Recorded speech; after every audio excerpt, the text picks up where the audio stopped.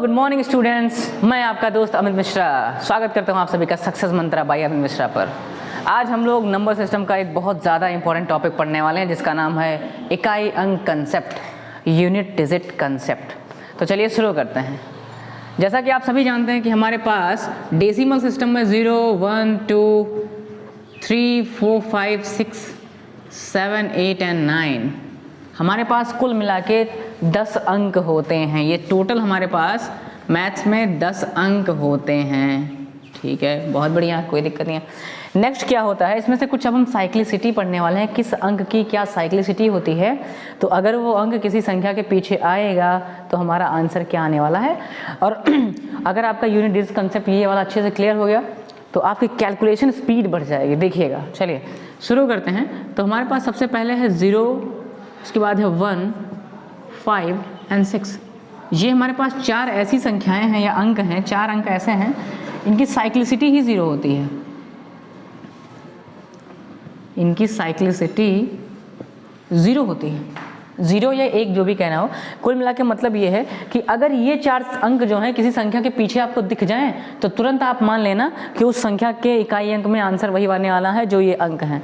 जैसे मैंने कह दिया कि 201 इंटू 571 इंटू 871, इसका आप आंसर बताइए। तो हमें आंसर से नहीं पता, लेकिन ये पता है कि जिस ऑप्शन में लास्ट में 1 दिखेगा वही हमारा आंसर, क्योंकि यहाँ पे पीछे 1 था। ठीक है, तो 0, 1, 5, 6 हमारी 4 ऐसी अंक हैं कि जिनका इकाई अंक लास्ट में उतना ही रह जाता है, सेम टू सेम होता है, क्योंकि इनकी साइक्लिसिटी उतनी ही रहती है। चलिए आगे देखते हैं।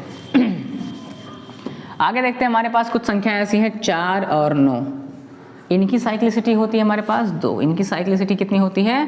2 होती है। इसका मतलब ये निकलता है कि ये हमेशा 4 और 9 अपने 2 अंकों के बाद अपने आप को रिपीट करते हैं। जैसे मैंने कह दिया कि 4 की पावर 1 कितना होता है? 4 होता है। ठीक है, 4 का अगर मैंने स्क्वायर किया तो कितना होता है? 16 होता है। बेटा देखो, अगर मैंने 4 को क्यूब कर दिया तो आपको पता है 64 होता है। अगर मैंने 4 की पावर 4 किया, इसका मतलब क्या हुआ? 4 का स्क्वायर इंटू 4 का स्क्वायर। ठीक है, और आप सभी को पता है 16 का स्क्वायर 256 होता है। मतलब मैं आपको ये बताना चाह रहा हूँ कि आपने देखा जब 1 किया तो 4 आया, 2 किया तो 6 आया, 3 किया तो फिर 4 आया, और 4 किया तो फिर 6 आया। इसका मतलब हर 2 के बाद ये अपने आप को रिपीट करते हैं। इनकी साइक्लिसिटी 2 है। तो किसी भी संख्या के अंदर अगर आपको 4 दिख जाए लास्ट में, अब यहाँ से एक क्लू निकल के आता है कि अगर मैंने 4 के पावर ऑड लिख दिया तो क्या होगा, और मैंने अगर 4 के पावर इवन लिख दिया तो क्या होगा। तो जब भी 4 के पावर आपने देखा ऑड था ना, विषम संख्याएं होती हैं, तो वैल्यू जो है इकाई अंक की वो हमेशा 4 ही रह जाती है। लेकिन जैसे ही मैंने सम किया, इसको 4 के पावर सम किया, तो हमारा जो इकाई अंक आएगा आंसर का वो हमेशा 6 आने वाला है। ठीक, इतनी बातें क्लियर हो गई। यही सेम चीज़ें आपके पास 9 के साथ भी होने वाला, क्योंकि 4 और 9 दोनों एक ही साथ आते हैं ना। ठीक है, 9 का क्या होने वाला है? इसकी साइक्लिसिटी भी 2 है। अगर मैंने 9 की पावर 1 किया तो 9 होता है, 9 का स्क्वायर कर दिया तो 16 का 6 होता है, 81 होता है 9 का स्क्वायर, आप सबको पता है। हमने अगर 9 का क्यूब किया तो 729 होता है, और अगर मैं 9 के पावर 4 करूँगा तो ये फिर से हो जाएगा 9 का स्क्वायर इंटू 9 का स्क्वायर। और आपको पता है 9 का स्क्वायर कितना होता है? 81, और फिर से 9 का स्क्वायर 81, मतलब 1 और 1 का मल्टीप्लाई लास्ट में हमेशा 1 ही आने वाला है। तो यहाँ से आपको कुछ क्लियर हो रहा होगा कि जब भी मैंने 9 के पावर को विषम बना दिया तो हमेशा आंसर कितना आया? 9 आया। लेकिन जैसे ही मैंने 9 के पावर को हमने सम संख्या रखा, आंसर हमारा 1 आएगा। ये बात आई होप आपको क्लियर हो गई होगी कि 4 और 9 की जो साइक्लिसिटी है वो 2 है। मतलब ये कि 4, 9 हम हर 2 संख्या के बाद खुद को रिपीट करते हैं, इनका इकाई अंक रिपीट होता है। समझ गए? अब बात करते हैं जो संख्याएं बच गई। जो संख्याएं हमारे पास बची हुई हैं उनको देख लेते हैं। तो अब मेरे पास कुछ संख्याएं हैं, जैसे कि है 2, 3, 7, 8।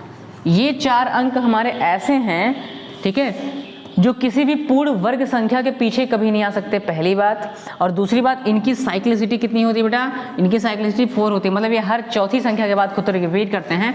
जैसे मैं एग्जांपल के लिए आपको 2 की साइक्लिसिटी दिखा दूं तो 2 का स्क्वायर 2 होता है, 2 के पावर 1 2 होता है, 2 का स्क्वायर 4 करेंगे।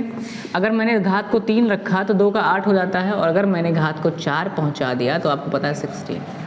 देखा मैंने कहा था साइक्लिसिटी 4 होने वाली है। अब इसको हम चेक करते हैं आगे चल के कि अगर मैंने 2 के घात 5 किया तो क्या 2 आएगा, बिल्कुल आता है। आपको पता है 32 होता है तो पीछे 2 आया।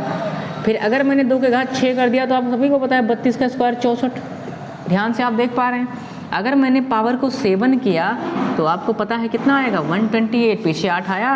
और अगर मैंने पावर 8 किया तो आप सभी को पता है ये आता है 256, लास्ट में 6। तो आपने ज़रा देखा होगा साइक्लिसिटी क्या थी कि यहाँ 2 था तो यहाँ 2 आया, यहाँ 4 था तो 4 आया, 8 है 8 आया, 6 है 6। समझ गए। तो ऐसे सवालों को सॉल्व कैसे करेंगे बिल्कुल मैं बताऊँगा। ऐसे सवालों को सॉल्व करने